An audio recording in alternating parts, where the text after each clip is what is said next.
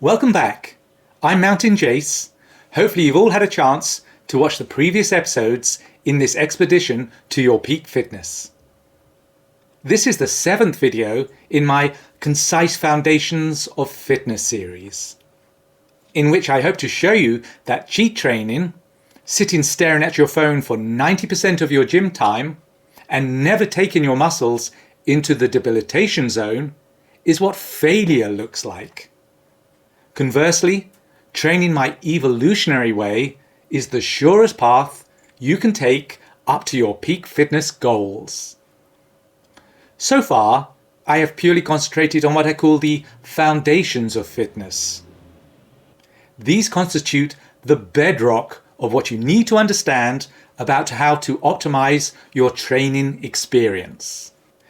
The aim of this channel is most definitely not to brainwash you into becoming a cult follower. We all know how that ends, as with the Liver King debacle, where lies were packaged as dreams so that a deceitful human being could manipulate for financial gain others into thinking he was some kind of demigod. No, what I want is for you all to become leaders in your own right. So, if I point out that there's a more efficient way to do a particular exercise, where more efficient means you hit a substantially greater number of a muscle's fibers, yet when you in fact try it, you find out that the movement actually becomes markedly easier than before, then you must reject my advice. This is because there is no mechanism by which, when you stop passing energy onto nearby bones or secondary muscle groups, or simply whipsawing your own body mass into the equation, you'll be able to do the same amount of weight as when you were. That's illogical. Or, put another way, if I advise a change in your technique, and immediately you are unable to do the same amount of reps as before, then this means that only a single designated muscle is being trained, and that therefore you are now, at last, climbing up that all-important stairway to heavenly gains.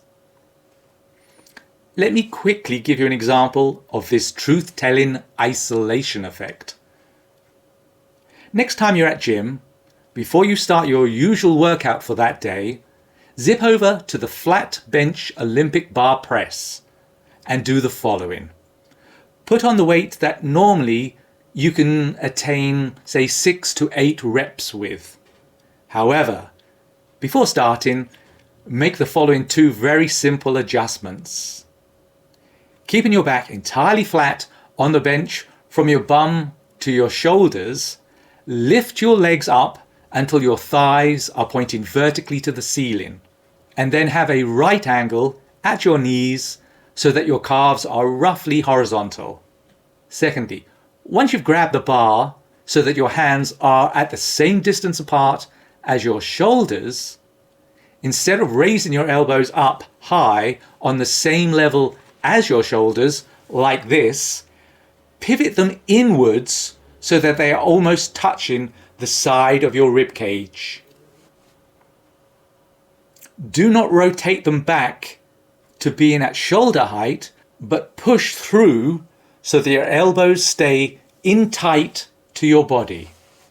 Now do a set, going slowly down and slowly up at a constant pace, with no free falling on the negatives or sudden accelerations on the positives. If you've understood my instructions correctly, I'm willing to bet you can't even do 1 clean repetition.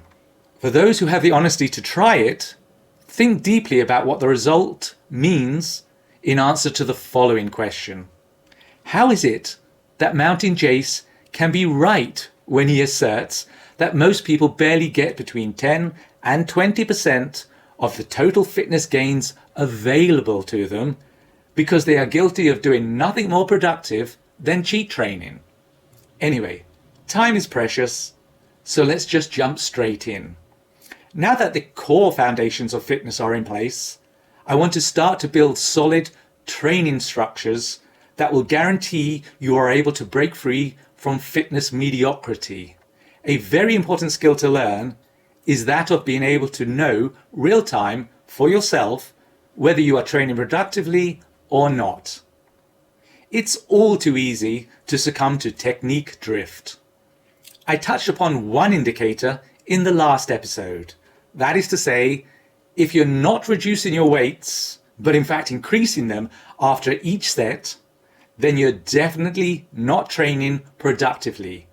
It is impossible to destroy a whole heap of muscle fibers and yet also apparently be at your strongest at the end of your third or fourth set. You are cheat training, and there are no winners in that game. Let me make a quick digression here to highlight exactly why cheat training is so corrosive to your store of self-esteem. In life, there may be occasions when lying is warranted to attain a gain, the benefit of which is greater than the harm done.